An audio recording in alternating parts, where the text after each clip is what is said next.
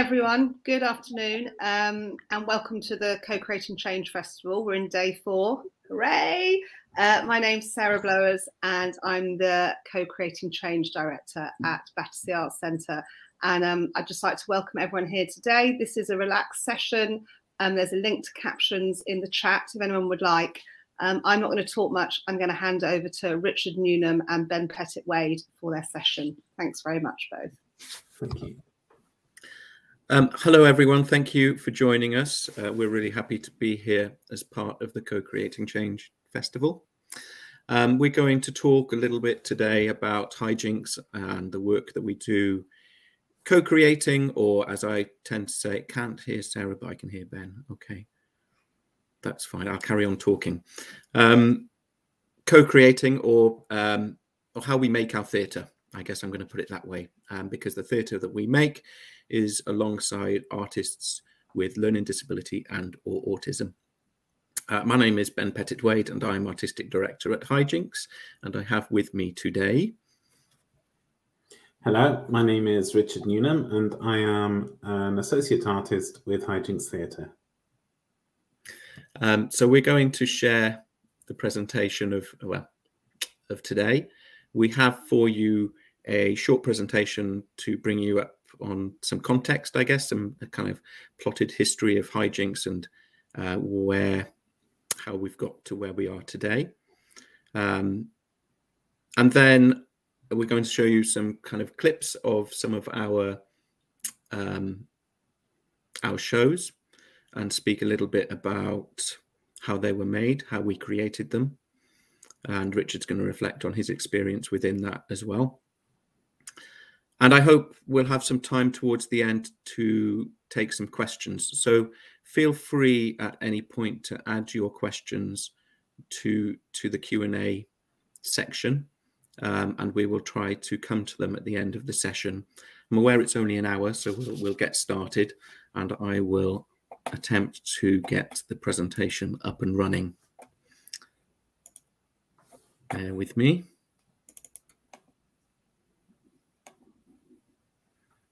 Excellent. So that's Hijinx. That's our logo. So we are Hijinx, a bold, pioneering theatre company working in Wales and across the globe. We are known for our acclaimed theatre productions, community projects and communication training.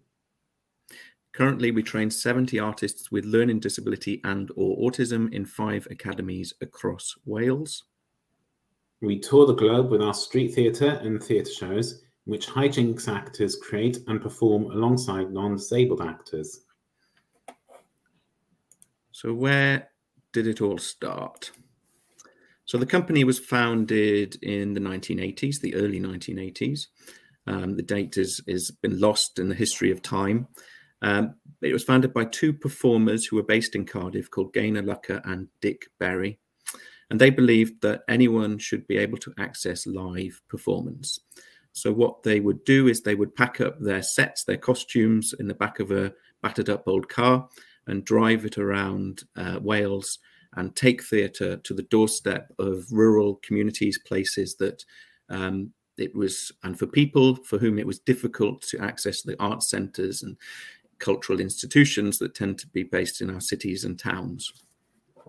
So they were a rural kind of touring company. The focus at that point wasn't necessarily on inclusion or working with neurodivergent artists, but it was still about taking theatre, or it was still based on a belief that theatre should be accessible to everyone and anyone.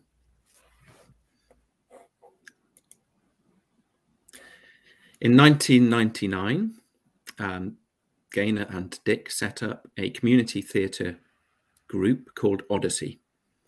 So Odyssey, it was simply an invitation to anyone with a passion for performance, but they had a particular focus on trying to attract adults within the community with learning disability. So it was a mixed group, as you can see here. But this was the first point that the company started to explore the potential of working inclusively, albeit in a kind of non-professional context or participatory context. It wasn't until 2006 that we cast our first performer with a learning disability in one of our professional touring productions. That production was Seize the Day, and it included Sarah Gordy on the cast, an actor with Down syndrome, many of whom you may know, because she has gone on to be very successful in the field, and gets a lot of work these days on television. But I believe that this was her first professional engagement with Hijinx. I'll go back a slide because I'm not quite ready to come to that one yet. So what was interesting, I guess, though, was that we felt that we weren't able at that point in time to cast from our performers that we were already working with in a participatory context on our Odyssey project. The reason for that was because at that time we felt they weren't ready to join a professional kind of rehearsal process to work alongside actors who had had the opportunity to access more mainstream drama training, for example, like Central or RADA or university. So it wasn't going to be a level playing field, and the experience that they were gaining from Odyssey wasn't necessarily giving enough to bring them up to the same level as the artists, the non-disabled artists in that space. So that was one reason. Sarah Gordy was in a position that she has a very supportive mother who in many ways is her acting coach and has enabled her over the years to be very successful in her own right now as an actor. But many of our actors didn't necessarily have that support network around them and experience. So what were we going to do? So next slide. In 2010, I went on a sabbatical to Spain, and I spent 3 months working with a company there called Danza Mobile. And what I observed in Danza Mobile was that they had a 5-day-per-week training course for their dancers, all of whom were neurodivergent. And it had extremely high standards, there were extremely high expectations, and it was training them to be able to work as a professional. And what they would then do is then take 2 or 3 of those performers to work alongside their tutors, who are also performers and artists and creators in their own right, in the creation of their productions. And when I was there, I was lucky enough to observe the creation of one of those productions. And what I saw was a completely inclusive environment that was equal, because both the non-disabled and disabled individuals in that room had an equal level of experience and confidence in the process that they were able to co-create on a very level footing. So I came back to Hijinx with that experience. And in 2012, we introduced our first academy. So very much based on the model of what I'd observed while in Spain. But except this time we were only able to run 2 days per week. But we set up our first academy. And Richard, I think you were one of the original members of the first academy, or one of the earliest members. Yeah, well, I think I remember I joined a year later. I think it was 2013. I joined in, I think it's the autumn of 2013. But yeah, I think because it was the first academy, yes, I was involved in the first academy when it began. And you want to, I'm going to check what the next slide is. So yeah, there we go. I'll leave it with you from here, Richard, to go through the next few slides. Okay. Well, shall I read this bit? Each week, our artists receive professional training in a wide range of performance skills, including improvisation, commedia dell'arte, screen acting, clown, dance, movement, circus skills, ensemble, just to name a few of the subjects and sessions within performing arts that the academies go through and learn from various different tutors, from various different performing arts backgrounds. And yeah, it's incredible how the setup of it is. You get like we all come together by a certain time, and we have, sometimes you get one tutor for the entire day, but most cases usually two. We do have one like in the morning, or actually I'm jumping ahead. We have a warm up first, just to get ourselves, because with any performance or performing arts thing, it's always good to have a warm up just to get yourself ready. Then we do tasks and work towards a task in the first session that the tutor sets us to learn about the performing arts subject that they're bringing to the table. And then we have a 15-minute break. We continue. Then we have lunch for an hour.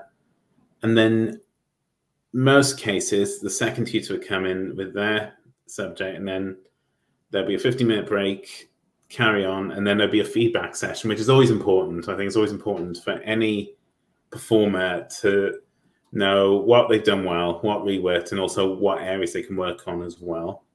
So that's typically what would happen in a day-to-day Hijinx session. So then hopefully from there, it would mean lots of things. Like it would mean that they can develop skills, some that they already know, some that they don't know, but they had a go at. And it also, I suppose, it kind of showcases the actors involved. So that's, I'm trying to think if there's anything more to say on that. I think that's everything I've got to say there. Yeah. And what for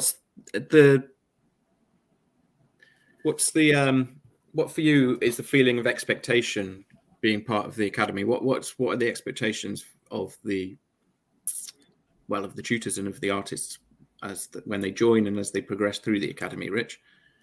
I suppose I could say from a personal level, the expectation I get, being one of the acts in the academy, is the expectation that whatever skills I have can be progressed and developed. But also it opens windows and doors to other avenues as well, and trying them out, even if it's something which, you know, you think, oh, okay, it's probably not my cup of tea. I'm still going to have a go at it and try it out to see what it's like. So I think it just gives opportunities. I think is probably the biggest thing I can say, expectation-wise, like expectation of developing skills and trying things out. And also, I mentioned earlier on about showcasing talent, and hopefully it also means expectation-wise, with talents being showcased, it will then lead on to hopefully working in theatre, television, in the performing arts world as well. And on our own productions. Yeah. And I think that's the kind of what's important, I guess, when we think about co-creation and how we co-create our work, is that it's not just on its own. It's not just a matter of everyone coming in the room and that group of people not being familiar with each other and starting from scratch. As an organization, we are set up to support the ability to be able to co-create, and the training feeds into that. So the training is part of the process of the making of our shows. Everything that we do starts in the training. Everything that we do starts with exploring ideas with our artists who are on our academies initially. Before then, we go into more focused groups of R&D that, again, would involve 2 or 3 of the artists from academies within the project. What's important as well is that through running the training, we've been able to build up a family in many ways around the artists that we're working with. The tutors or the artists, the freelance artists, the non-disabled artists that join us on projects, the majority of their time, their first point of contact with the company and with our neurodivergent artists is through delivering training, through working as a tutor. And then when they join us on our projects, as devisers, as collaborators, as choreographers, as directors, they're already very familiar with one another. So that there's complete trust in the room, and there's an understanding of how we can work together and what our expectations of that work is. So I guess that when I'm put the question of how do we devise our theatre, or how do we make our theatre, for me, I always have to reflect back on how the training influences our theatre, because that's an absolute key component to be able to level up our artists, because many of them, they can't access that kind of higher education or opportunities for experience that a non-disabled person can. So that, we cannot look at how we co-create or how we make our work without acknowledging the importance of the training that we are able to run as an organization within that. I think we might have jumped ahead a little, Richard, because I've got slides here that might cover what we've just said. Yes, as it says here, the Academy course is designed to prepare our artists for employment as professional performers, both with Hijinx and externally. And Richard, you alluded to this, so more and more now we are finding opportunities, or it's becoming more important for us to find opportunities for our artists outside of Hijinx as well as within Hijinx. But in doing that, the training is still vital, because those artists are joining other companies who are working in a professional context. And because they have received that training, it is on a much more equal footing. One thing that we provide to support that is a creative enabler who joins our artists on external projects to help in any way that they may need to help that artist in terms of access and advice for the external organization or production company, whatever it might be, any advice that they might need in how to get the best from that artist. Yes, and as I said, our tutors are all working in the arts, producing their own work for the public as actors, directors, choreographers, puppeteers, clowns and dancers, etc., etc. So we build up this network, basically, which is a community that we have built. So our approach to creating performance. So having said all that, and how the training influences our performance, let's move on to some examples. Yes, one other example of an area of growth, I guess, an area of development, which we have undertaken over the last few years, is our Hijinx residency. So these are training opportunities for which we have invited external companies to come and work with us, both for us to learn from their skills as a collective, and for them to learn from us what it is to work in an inclusive environment. So some examples of previous residencies have been, we've worked with Punch Drunk, with Spy Monkey, with Frantic Assembly, with Blind Summit Puppetry Company. And over time, these residencies have often led to collaboration with those companies on productions. So we've worked with Hijinx and Punch Drunk, which started with the training residencies, but then led to the productions of Beneath the Streets. There were 2 productions of this in 2014 and 2015. We had a residency with Spy Monkey that over a number of years developed into a production in 2018, The Flop. And we've had various kind of different residencies from Frantic Assembly, and over a period of about 5 years that then led to a collaborative production, Into the Light, in 2019. I mean, in connection of how we approach the making of our work, again, everything started in our training. So we first invite external companies to come and meet and work with our artists in a training context, which is a low pressure in many ways situation. You don't have the pressure of producing something, but it's more about exploring and potential. So again, it's very much based within the training. But then if that relationship is successful, if that, whatever happens within that residency, if there's something exciting, then we look to continue that further. So often a show, may take 5-6 years to develop, because the actual starting point is one of our residencies or something that's been delivered within our training.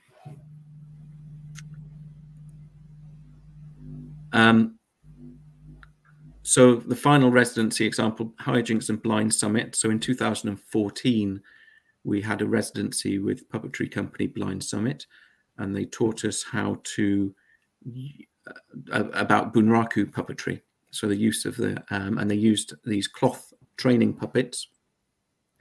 So we're going to talk a little bit about the show which that residency led to, which is Meet Fred, to give a bit of an example of our approach to kind of devising once we get into the process of making a show. But before I start, I think there is a trailer. So Tom, could you play the trailer for us?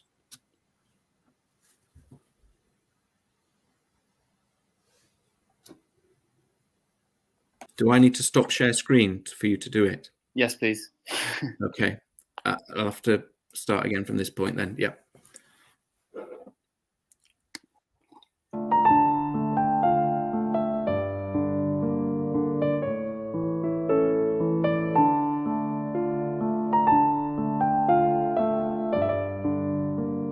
So, I'm a puppet called Fred, and this is a show about me. Yeah. What do you want to be? I mean, I guess I just want to be like everyone else. I just want to be a regular guy. Where do you want to start?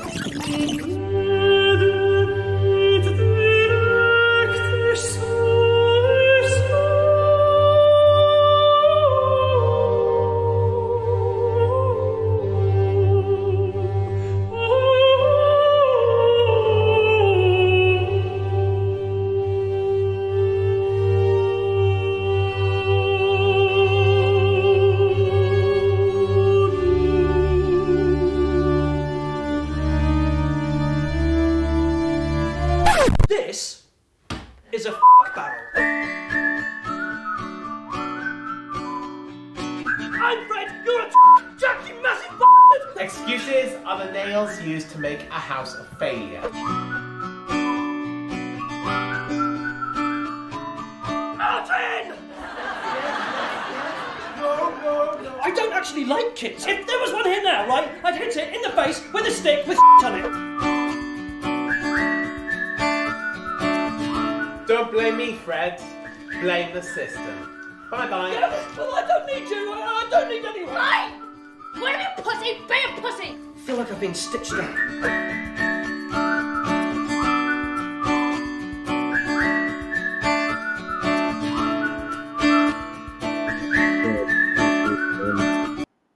We can stop that. Apologies, a bit sweary, although it was beeped out.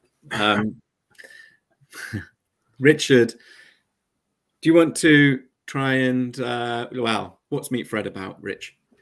Well, just to give a brief synopsis. Meet Fred, as you saw in the trailer, is a bunraku puppet, and basically it's basically him trying to live life through going through comedic and unfortunate consequences along the way.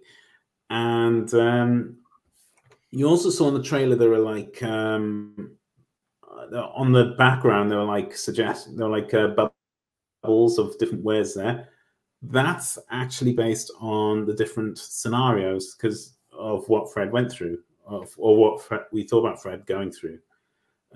So, for example, things like jobs or trying to get a job, dating, and there were many that we weren't used, like I think like a prison. I think was one that was up there, but Yeah, never got. we had very much like what I have on the background of me here at the moment, a kind of mind map in the room. This is actually a mind map for a show we're currently making together. But yeah, we had that mind map stuck up on the wall of the rehearsal room, didn't we? That's right. Yeah. And there's a moment in the show where Fred wakes up, as there was a moment in our rehearsals when we were in our devising sessions, where the puppet woke up and realized all these kind of things on the wall and realized they were related to him. So it became the set, didn't it? So we then surrounded him with it. What else do you remember about the process of making that show, Richard? What I remember is like Well, going way back to the first workshops was that was like, first we had the puppet, and that's what we had so far, and then we just thought, what can we do with this puppet? And we experimented with different things, different scenarios that people chucked in. There was I remember like one thing we tried a date scene with this puppet, but it's slightly different because it's set in we tried to do it in a restaurant at one point, in the Italian restaurant just next door. Have Fred sit down and with Lucille.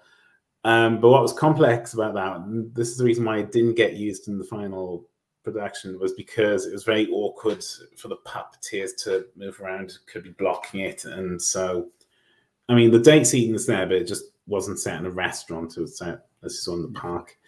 It was a process of like, test and like, yeah, there was a lot of kind of testing things out because we had time actually. And that's an important part of our process. We allow a lot of time. So, I said 2014 was the first residency we had with Blind Summit. But then after that, what we did was we ordered a number of these cloth puppets from Blind Summit. And we were able to then work with our academy students experimenting with puppetry over a period of 6 to 9 months, and after that, then we had a week of R&D, and a number of months later, another week of R&D. So it took, 2.5 years to make the show. So we always allow ourselves at least, where possible, 2 years to develop each of the shows, which means give space and time to really kind of test things and play. There was another important thing you said there, Rich, which was we started with the puppet. And I think that's really key as well, is that we often don't start with an idea. We start with a skill or a type of performance, an area, a building. That's the inspiration. So for this, it was puppetry, and we very much, the beginning was just exploring puppetry and where would it take us.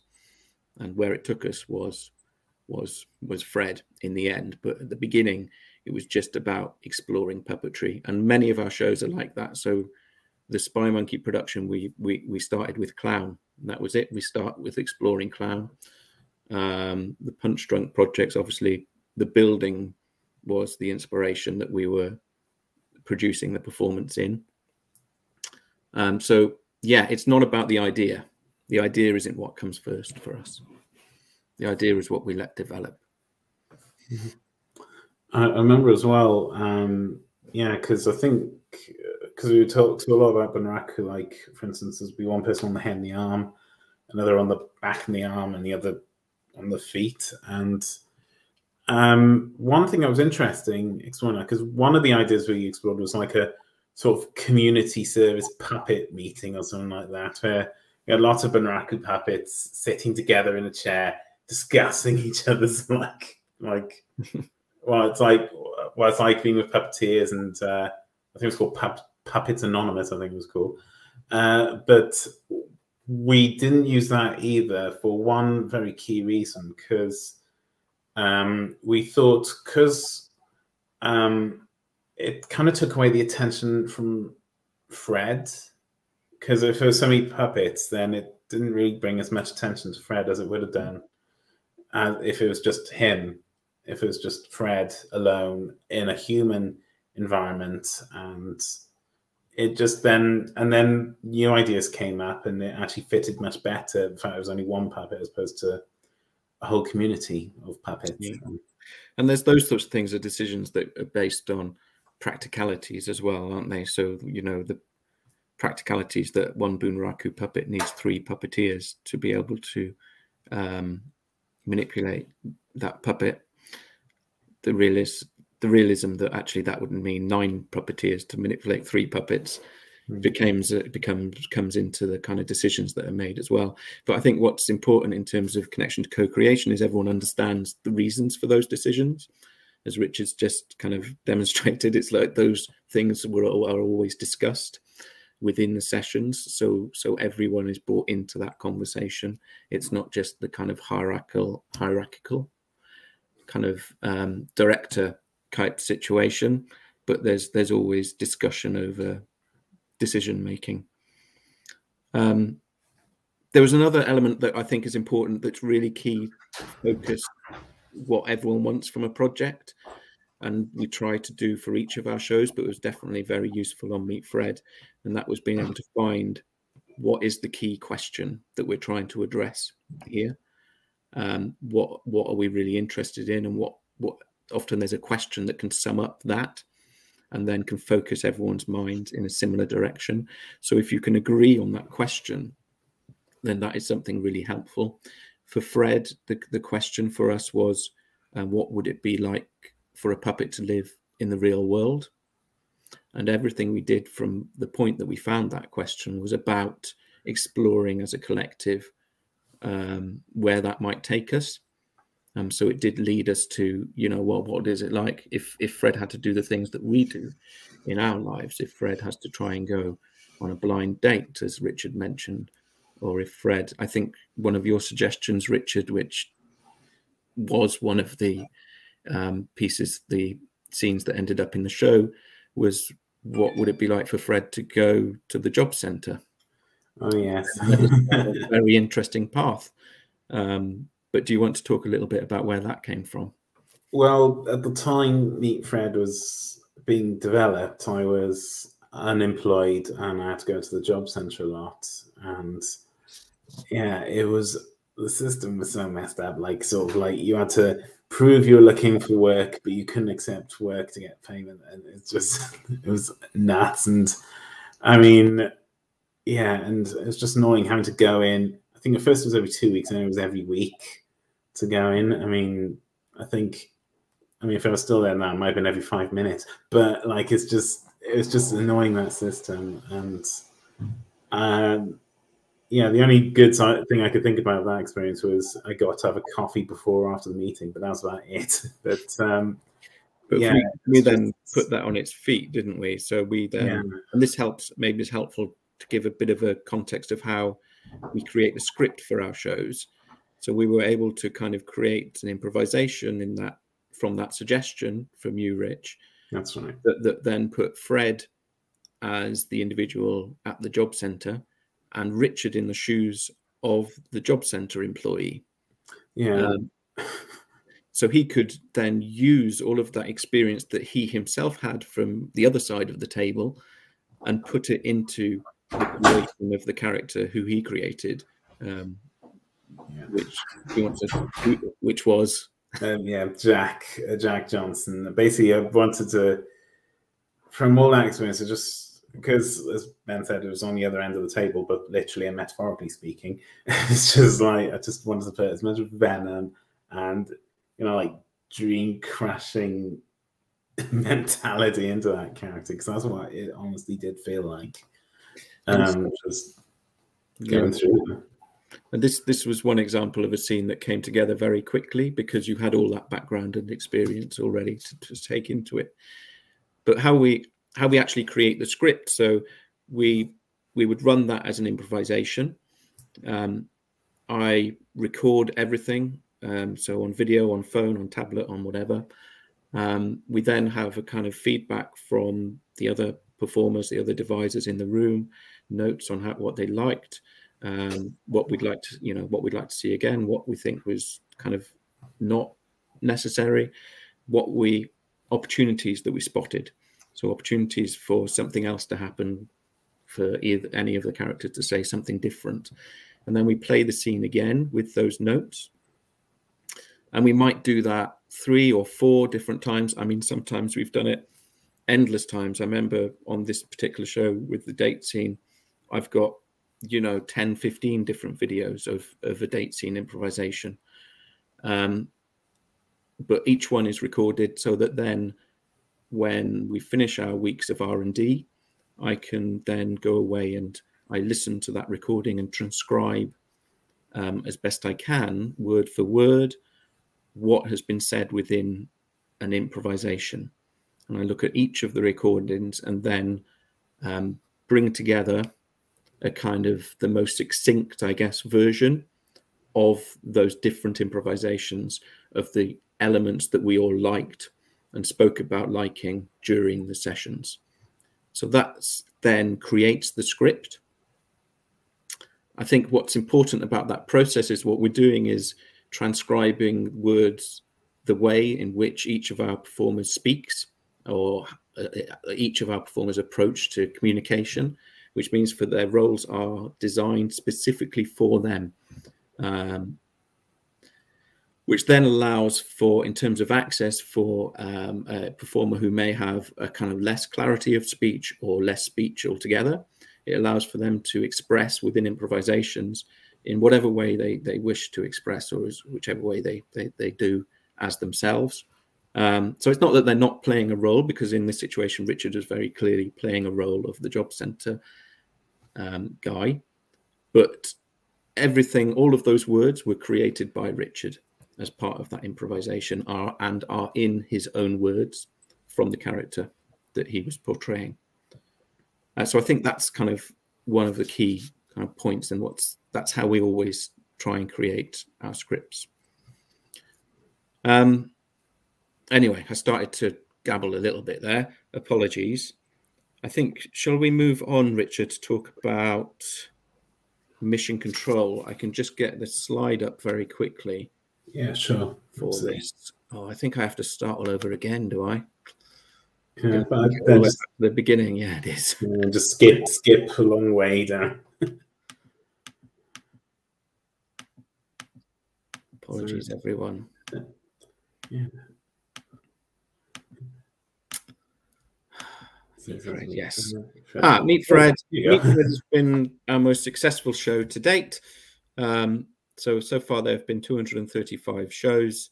It's been to 123 venues, 116 cities and towns, toured to 19 countries. It's translated into 12 languages, and it's been seen by close to 25,000 people. It continues to tour. It continues to be in demand. I mean, COVID obviously had an effect on that, but now we've just taken it back into France for the first time since COVID struck. And Richard has been in the show for so long, he's now sick of it and has stepped down from his role, which means there's someone, it's given an opportunity to another actor from our academy to join the touring cast. So yeah, I just wanted to touch on another of our projects. So Meet Fred has been the most successful kind of project in terms of touring for us. Mission Control is probably the largest project that we have run as a performance that we have created so far.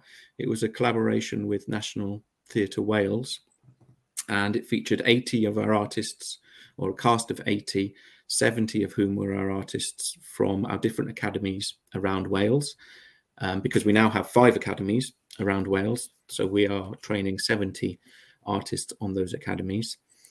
And I guess I wanted to touch on this. Well, Richard, I know that you weren't involved for the full process. What do you remember of your involvement on this project?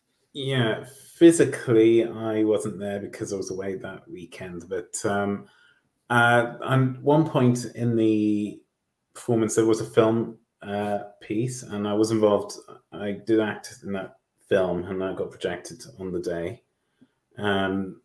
I mean, yeah, I think I played a character, because I think roughly what Mission Control's about was there was this guy who created this yes, scientist. That's right, near Ben. He's a scientist. The story was basically the human race, the world's ending, and we were all going to. The audience had been invited to get on a rocket and fly off to another planet, but then the planet was all a trick, and the planet was non-existent.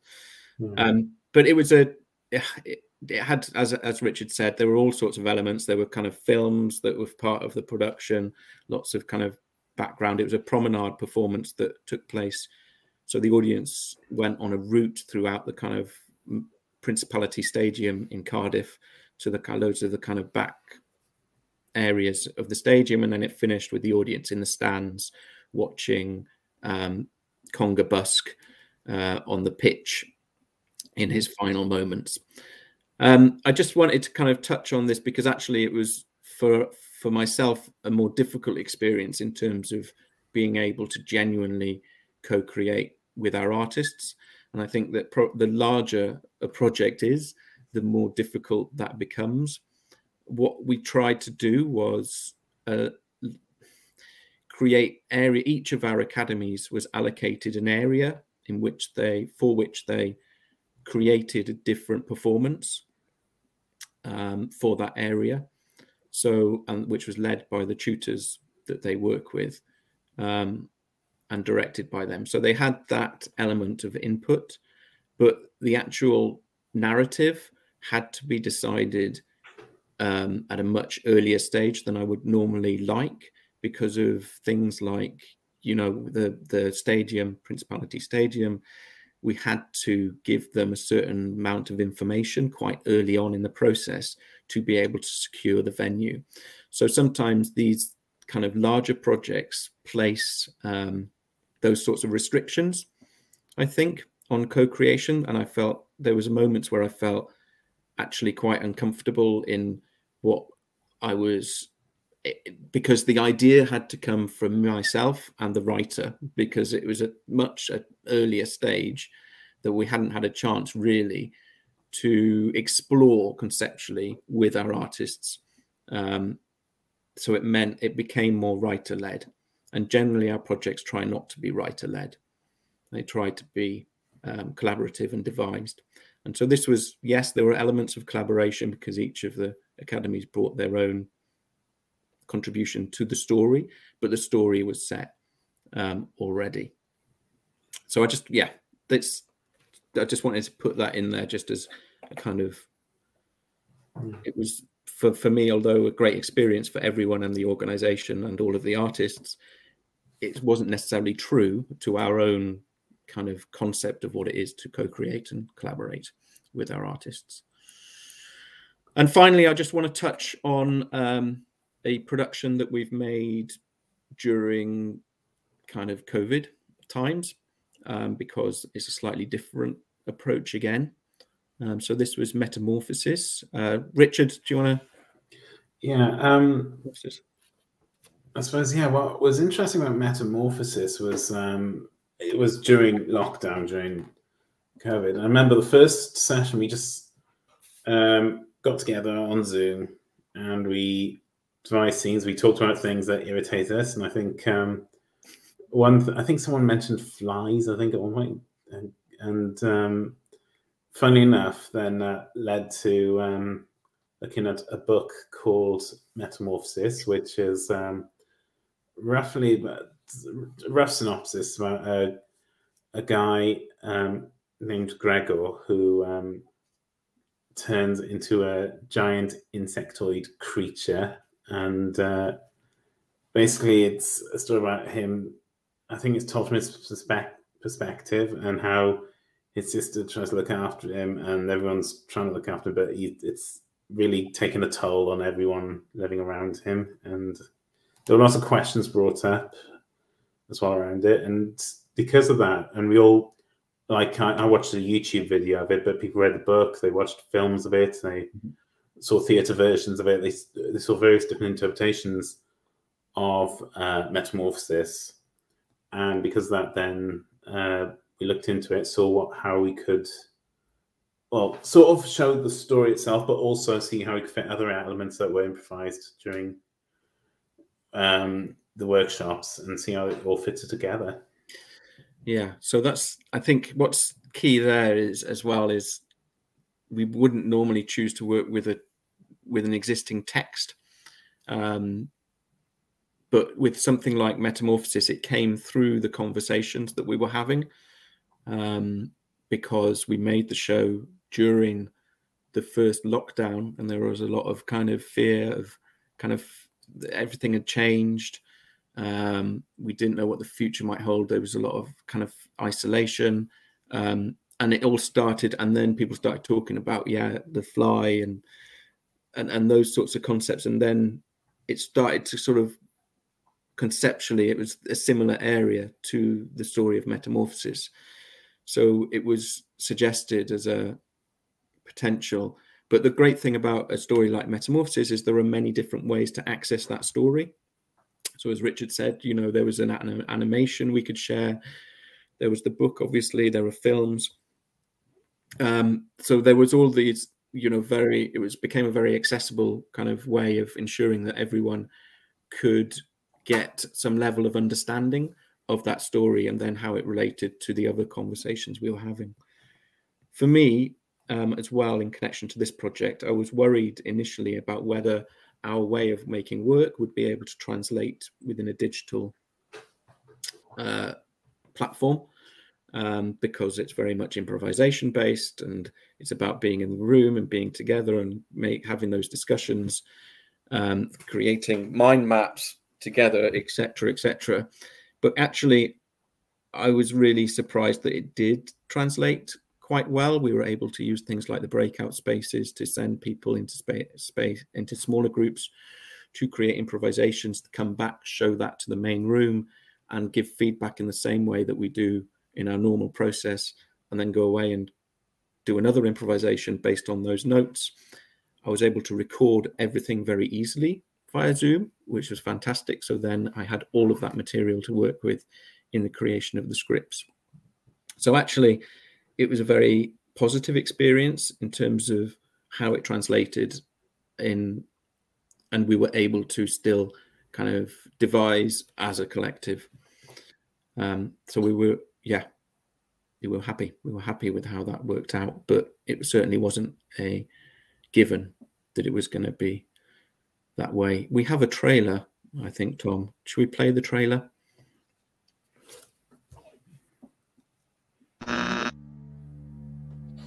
Hi, so Miss Foss, I could just call you Lindsay if that's all right. Hi, do you want to just check your mic on a second? You're on mute.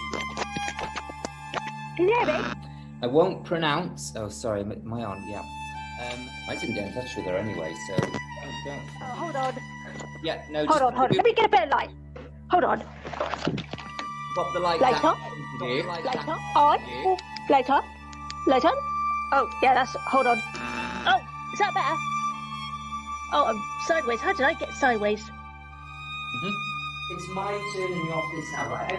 All I want is an hour. Okay. Yes. So we're looking at the line. I won't pronounce the name of my brother in front of this monster. Microphone. What about the microphone? I won't pronounce this monster's name in front of. No, that's not right. What the fuck do you are you fucking idiot? I won't pronounce my brother's name in front of this monster.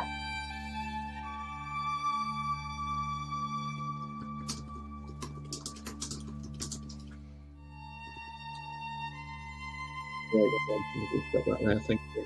Hello. Oh, we missed the eyeball moment at the Goodbye. eyeball. So yeah, that was Metamorphosis. The other, I think, key element to that was really helpful that we discovered that we had never really utilized before was, and it because of the pandemic, we use the communication app Slack in just as a work context pre-pandemic. But once the pandemic kicked in, we kind of created channels for all our different academies, but now have channels for all our different projects as well. And it becomes a space where conversation can continue outside of sessions. So it was really useful on this particular project because at any point, you know, people could post thoughts, content, like things they've been watching, reading in connection to what we've been talking about in the session. And it just helped to increase that kind of the level of collaboration, I think. And it's something we're continuing to do now. So there, that's kind of our presentation. That's our talk. We've got about 10 minutes, but we're happy to talk on if we can, if anyone has any burning questions. I think just to sum up, I think what's really important to say in connection with being, I guess, non-disabled practitioners, artists working in this field, creating performance alongside neurodivergent artists, is that we're not tourists in what we do. We don't parachute in and then out, but we're completely kind of committed. It's at the heart of everything that we do as an organization. And, you know, which means that it's not a project by project kind of basis. We could be working with our artists for 5, 10, 15, 20 years, all of us kind of developing together as a collective and as a group. So I think that's, yeah, I just wanted to say that as well. Cool. Any questions? Should we just check ourselves, or Sarah, do you want to come in and facilitate this section? Yeah, we haven't got any questions in the chat. I'd just like to say thanks very much, and I really want to see Fred's show. It looks fantastic. I don't know if anyone's got any questions. It is 7 minutes. I think there's one from Ruth here. When working with neurodivergent artists, do you factor in any sensory sensitivities into the design of the example, sound, lighting, or perhaps other elements? We make consideration.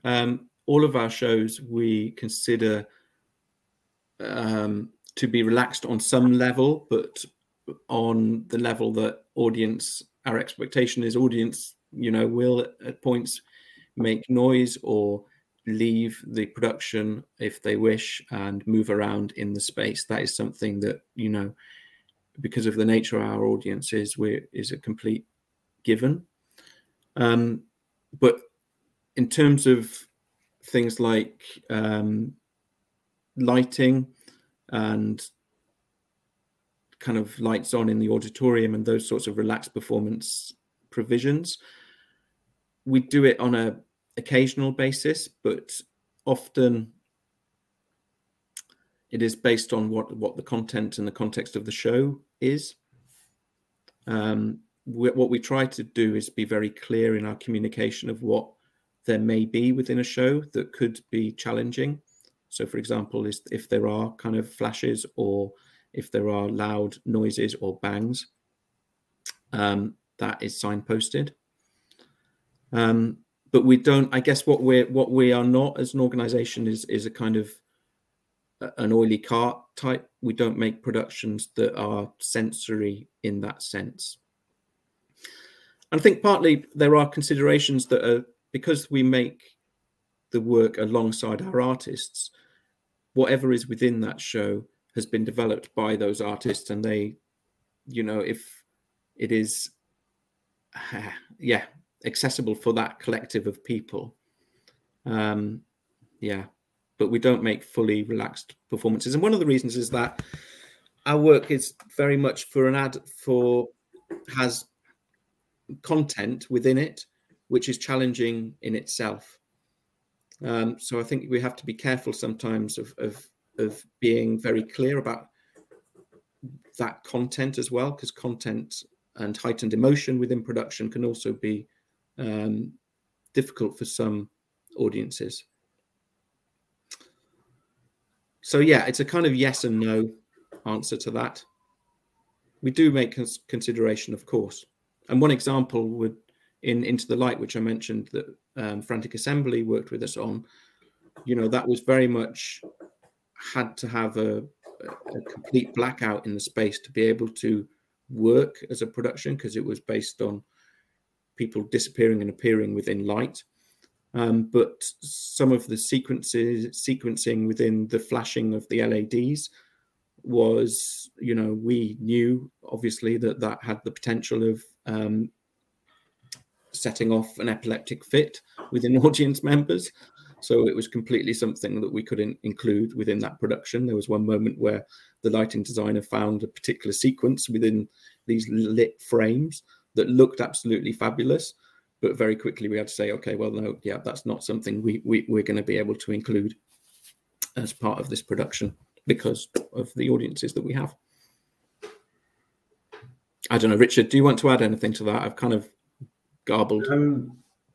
Yeah, I can't really think what to add. I mean, like, I suppose with development of, I'm not sure if this is answering the question, but in terms of development of shows, again, it goes back to the academies again, and you look at how well the actors work in different scenarios or different setups and different art forms. And from there, I suppose you get an idea of who would work well in a certain kind of performance or certain kind of environment. And so in many ways, because of that, there's not really too much of a worry of going into that kind of like, you know, adaptation, because you already know that. You already know who can adapt to this particular kind of show and set up in advance. So then I think that's, yeah, like I think there used to be one actor who, I remember, he's not with us anymore, but he used to be with us, and he used to sometimes have moments where you have to stop and take a nap or sleep. And so because Hijinx knew about that, I suppose, so if he got involved in the project, that would have to be taken into account for him to, whenever he was doing a production. Yeah, there's certainly, you know, access for our artists is a, you know, huge consideration for us, which is why we make the work in the way that we make work, because it is designed then by those artists in the room, around those artists in the room, and their own kind of needs. Thanks so much, both of you. I don't know if anyone else has got a question. I'm just going to check in the chat. And it is 1 minute to 1, which I reckon is almost lunchtime. So that feels like a perfect ending. Thank you so much. It was really great to have both of you here and talking about your work. And the work is just beautiful. The music is evocative and lovely. And it was lovely to hear that today. So thank you so much. And thank you for everyone attending, and enjoy the rest of the day.